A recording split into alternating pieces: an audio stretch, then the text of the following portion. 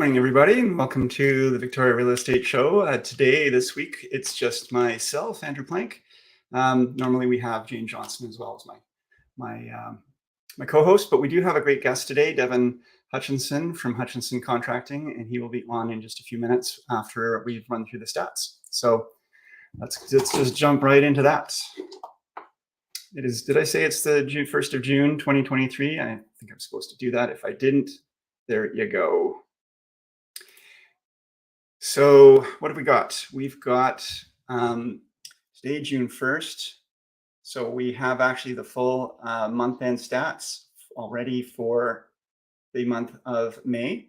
So in the month of May last year, we had 761 unconditional sales versus 775 this May, which is actually interesting. We've actually had more sales now than last May. So that's actually a pretty good sign. New listings on market currently is 1,356. That's a little bit less, about 80 less than 75 less than last year at 1,531. I'm not sure about my math. Don't correct me. And active listings 2,189 currently versus 1,776. So we're definitely a lot more activity, active listings, but still low, as we've said many times, in terms of the average, what we normally would be seeing in a sort of more calm market, which we actually haven't seen for years. In terms of new listings here, June 1st, in the last week, we've had 313 new properties go live. 175 properties went pending. So that's over half of the properties listing are selling in terms of our ratios, which is good to see. 88 price decreases, so still a lot of price decreases. It's definitely a price-sensitive market. And going down past solds, we see that there's 49 expired properties. So again, not everything sells, but the odds are pretty good. So without further ado, I know everybody's got things to do today, so we're going to bring in our guest here, Devin Hutchinson, and he's with that. Hi, Devin. Hi, welcome. Hi, Andrew. How are you doing? Good, thanks. So you're with Hutchinson Contracting. Do you want to tell me a little bit about your company and who you are and what you do? Yeah, sure. We're a general contracting company. We've been here in Victoria for about 6 years now, five years. Mm-hmm. We focus mostly on renovations, but we do some new construction, some commercial work. Yeah, we used to have a big crew of guys and worked on more construction related projects, and now we're focusing mostly on just the management of projects and trades. So it's we're right in there.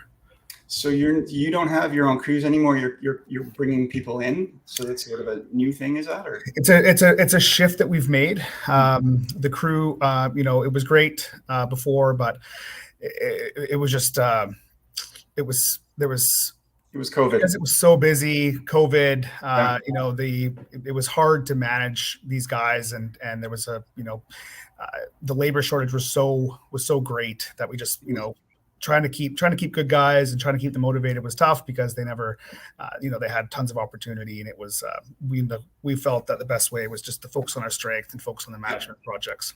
Yeah. So this makes you more nimble and more, and I suppose you can control quality a little bit more simply because you're not stuck with, I guess, folks you can actually choose from the best and exactly. Yeah, exactly.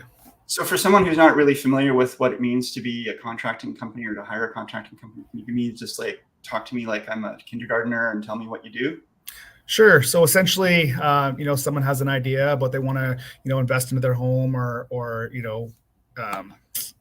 change their atmosphere, and they want to do a big renovation or build a new home. They call someone like us. Some people come from different areas. Like some people have experience with reno. Some people have watched HGTV for the past 15 years, and some people or some people have a really solid idea of what they want. Right. So what we do is we come in, I meet with the client, we kind of walk through what they're thinking about, what their goal is, and then I'm able to put together an initial high-level proposal for them. Mm-hmm. Then I'll release that to them online. We have an online CRM tool called Buildertrend, which essentially is a submersive construction management tool. So I release it to them online.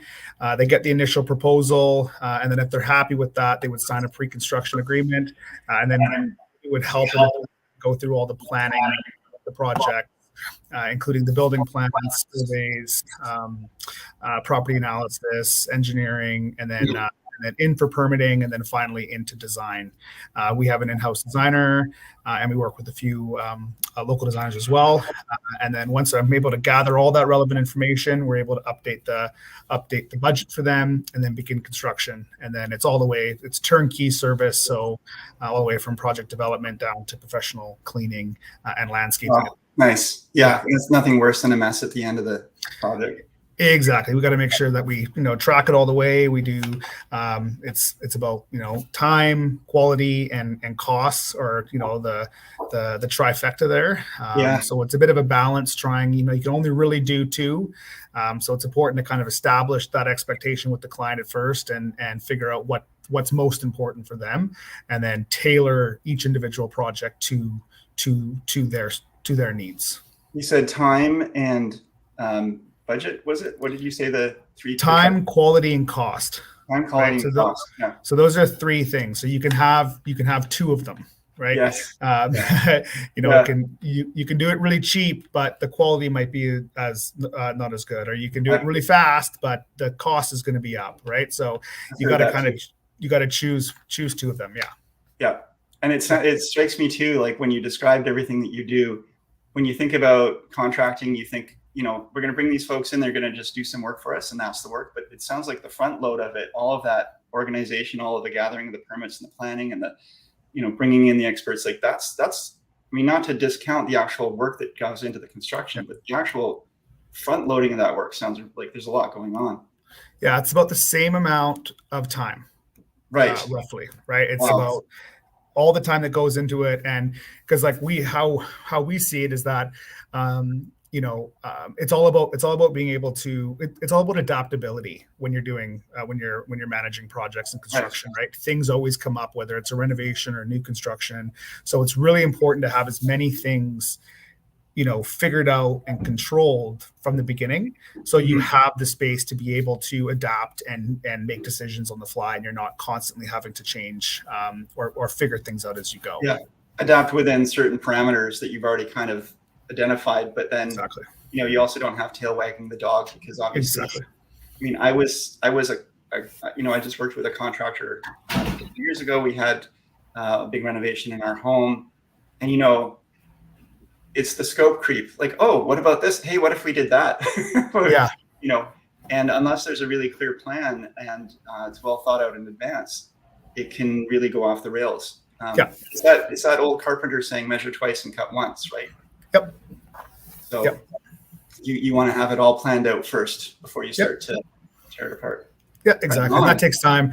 And that's it's tough because sometimes you go through that whole process and then things change or interest rates go up and now it's not feasible, right? So that's one of the things that we've really noticed, and it's really become present in our path, especially over the past 6 to 8 months with interest rates. During COVID, interest rates, as everyone knows, were down 2%, 1.5%. 2.5%, and now when it's up to like 5 or 6, it really changes the metrics, right? So projects that we had been planning out for a year, we had a small home development, and now was ready to go, and then they had to pull out, and it's a year of planning and work that goes into it. So it is disappointing and it's hard, but it's just part of it. Would you say that's one of the challenges you're facing? Are there any other, that sounds like a pretty major challenge? It is a major challenge. People that are coming into it now understand what it is, but it's the people that started planning in August and ready to build this summer, and now they can't. That's the tough situation. People that are coming into it now, it's starting to settle a bit, or at least settle in about what it is, and people are managing their budgets and money differently. So it's, but yeah, that has been a big challenge. Excellent. Not excellent, but good to know. That's What do you anticipate the future holds for not interest rates, but I guess for the industry, and any other challenges that you're seeing that you want that we might be looking at coming down the road?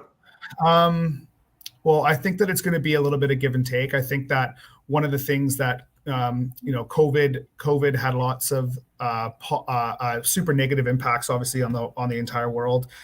One of the positive things was dropping interest rates and rising house prices. Was like the construction industry essentially became an essential worker status, and yeah, it just blew up, right? So it was really good for lots of people to be able to take advantage of that and really grow their business. But the thing is that it also set everyone could become a contractor, and everyone had so much work that the quality went down and people's expectations went down, and trying to get employees was impossible. And so it was really it was a tough balance to make. It's a little bit of give and take. So one of the positive things I think about the rising interest and construction slowing down just a little bit is that some of those people will get weeded out, and people are starting to respect the little guys more in terms of like the little projects. They're starting to respect those projects more, and I think it's a super positive thing for the client, because they can feel that they have a little bit more importance, and they don't feel like they're being kind of pushed to the side as much. Exactly. You're kind of the right size company in the sense that you're not just you're not someone who's just gotten into the business. I was looking at your website, by the way, and hutchinsoncontracting.ca, everyone. It's a great website. I was really impressed with it. Lots of good information. But you can tell that you are a going concern and that you're established. When you hire someone that isn't really too established or doesn't have a reputation, that's hard. But also when you're hiring a big company, as a small fish, as the client, you feel like you could be forgotten or not so important, or just can't afford that kind of company or that process. I mean, exactly. A little bit more, I would assume you're a little bit more tailored in what you can do. Yeah.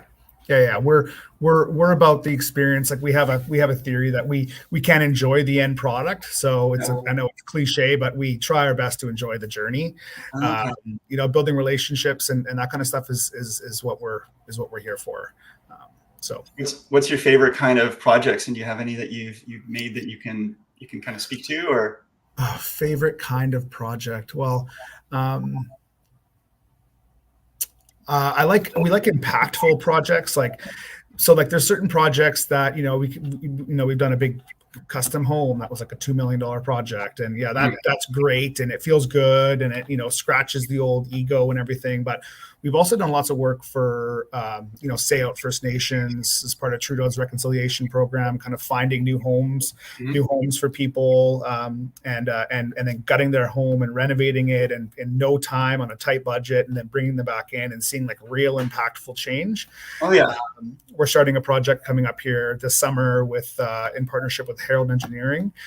We're doing a co-op housing. We have 40 units we're refitting. So these are people from all socioeconomic backgrounds and things that there's lots of immunosuppressed people and things like immunocompromised people. So it's going to be it's a logistical thing. Challenging to be working in those, they're obviously they have to move out for this, so they're not in. No, we have one unit. We have one unit to spare, and some people will be moving out, but we're going to have to coordinate these. Like there's some community kitchens available and things like that, but we're going to have to coordinate this. That's what I'm saying. It's going to be a logistical project for sure. Right. Amazing. Yeah. So good for you. That's just that sounds like such a worthy project, and and interesting, and just something you can just really sink your teeth into. Have you watched there's a great show called the what's Queer Eye for the Straight Guy, and they actually, part of it is they take someone, they renovate the person, but they also renovate the person's house. I haven't seen it, but I've heard of it. Yeah, because what you're describing really sounds like people come into their home and they're like, oh my God, what happened? This is amazing. What have you done? Yeah, exactly. And it's such a rewarding experience to watch these people, their faces light up, and just know that their lives are changed. And you do that on a different scale. I mean, some people pay you big dollars to do that, but you do that on a different scale, for everyone you work for, right? Yeah, exactly. Yeah. It's that's what we like to see. People are actually affected by it in, you know, a positive way, it helps. Right. Is that Scott in the background? That is Scott in the background. Yeah. Hi, Scott. He can't hear you because I'm in my headphones. Oh, you're in your earphones. Right on. Okay. Yeah. Scott came. We went and watched with my business partner Josh and his family and such, and Devin's family. We went and watched Come From Away play, which was super fabulous. So good. So good. I was shocked, actually. I was not. I mean, I was expecting something because I know it's well respected, but it just blew me away. Yeah. I know. Amazing what they can do with like a few chairs and a couple hats. Like, it was phenomenal. Each person running like 3 or 4 accents for changing characters. And I know. Anyway, yeah. I think so. We're one question for you would be, you know, someone wanted to hire a contractor or a builder. Let's say you put yourself into the hat of the person who's going to be hiring a company like your own, not necessarily your own company, but just they have in mind a renovation or a project. Mm-hmm. What should they be looking for? Should they be asking? What are the questions that don't get asked that should be? You know, help us out to understand. Well, there are certain questions and things that would help kind of weed out certain people, but I think the most important piece is the connection. You know, you are going to be entering with a partnership. It is important to you know, check references and look at past projects and you know, make sure that they have, you know, a fundamental understanding or of you know, what you're trying to achieve. But the most important thing is, like, you are going to be entering a partnership with this person, and you are going to have to trust this person to protect your investment. And so, you know, and it's going to get stressful. It's going to be fun, but it's going to be hard. So you have to make sure that you're going to be able to be with someone who you can trust to kind of go through that with you. Because it's inevitable. It's a tough situation. It's generally the biggest investment you will ever make in your life, other than buying your house. In most cases, it is a big deal. In most cases, it's people's life savings. It's everything they've ever worked for, or all that they can possibly borrow. Yeah. So it is important to have that relationship and have that connection with someone beyond the price, right? Absolutely. Some people, it's not about, you know, we're not building a NASA spaceship here. It's not going to go to the lowest bidder. We need to find the person that you're going to be able to connect with. This is exactly the same advice that I give to clients as well. And it's funny how many people will go to choose based on price, where they just see, you know, all these, you know, whether it's a contractor or a real estate agent, as, you know, equal, you know, items you could pick up off a shelf. You know, oh, I just want a can of beans, and I'll just choose from the cheapest. Exactly. And the other thing is that, like, it essentially, you know, it's pretty much industry standard to be doing cost plus work. There's some there's some outfits that still will do set price work, which is fine. All respect to them, but like, you know, some people will base it just on management fees. So, okay, this company charges 15%. This company charges 20%. Right. Okay, so that's 5% more, but what is that 5% getting me? So, okay, this company is just a contractor in a truck who's going to, you know, handle everything. Or this 20%, I'm getting an accountant, I'm getting a project manager, I'm getting a coordinator, I'm getting a warranty, I'm getting all these other things. So it's important to kind of see, you know, as you're talking through them, what you get for that price. And that's ultimately it. Yeah. And if you can coordinate and organize something that is done faster, more efficiently, better quality, then 20% of $500,000 is better than 15% of $1 million. Exactly. Yeah. Right. Yeah. So all of these things come down to, it's not just about price. And certainly all the time in my own industry as well. Exactly. Yeah. Yeah. And we're also, it's funny, the parallels as we talk, you know, we've also seen a lot of people coming into, and this happens in our industry whenever there's a boom in real estate, and you see the same with contractors. We see a lot of new agents come in, they're new, they're fresh. They see how, many homes are selling, and they think, well, I can do that, and they can. But then when things get hard or tough, or it's no longer as easy, they don't have the systems, they don't have the drive, they don't have the background, or they're going to look for the next easy thing and move on to that. So exactly. And, you know, good on them. You know, so some people will move to Alberta to make money in the oil patch because that's where the most money is, and then they'll move somewhere else and do something else, and they'll do great. But you're not, if somebody hiring these people aren't necessarily getting the best service, and they're not going to get someone who's actually a committed business person looking to make a reputation in the community. Exactly. Yeah. Thanks so much for coming on. Is there anything else you want to sort of say or make sure everybody knows about you or the company? No. We're an open book. We're happy to make connections with anybody. So if there's anybody who just wants to reach out and have a conversation or ask some questions, we're always happy to do so. I think there's a bit of a stigma with contractors and construction. Kind of people want to hide their information and kind of keep to themselves and don't give on too much of the competitors. But we feel strongly that it's important that there's a standard being set, and it's open book. So feel free to reach out to us if you guys have any questions at all about anything. Wonderful. Hey, thanks so much, Devin. I appreciate it. So if someone wanted to reach you, do you want to just let us know how you can be reached? Well, you just threw up this tag here at the bottom. That's my personal cell phone number. So feel free to reach out to that one. Okay. And do you have a company number too that you want to share? Sure. 250-900-0215. Okay. So just because we have some people listening and not watching, yep. Do you want to give people your email address and website as well? Yeah, my email address is Devin, DEVIN at hutchinsoncontracting.ca. That's HUTCHINSON contracting.ca. And my email is just www.hutchinson. Oh, sorry, my website is www.hutchinsoncontracting.ca. Excellent. Thanks so much for coming on, Devin. Really appreciate it, and really great to talk to you. Yeah, you too. Thank you guys very much. All right. Take care, man. Okay. See ya. Bye. Okay, everybody. Well, thanks so much for that. And so that was our show. And I'm going to say, if you want to reach out to myself, I am Andrew Plank. I am licensed with Royal LePage, and you can reach me. I'm now a member of the Vibe Real Estate Group, and you can reach me at 250-360-6106, or email me at info@andrewplank.com, and the website andrewplank.com. The blog section has copies of all of these video broadcasts as well. And then Jane Johnston was not here today, but let's just, in honor of her, because she will be back, give her contact information as well, just for fun. So Jane Johnston at 250-744-0775.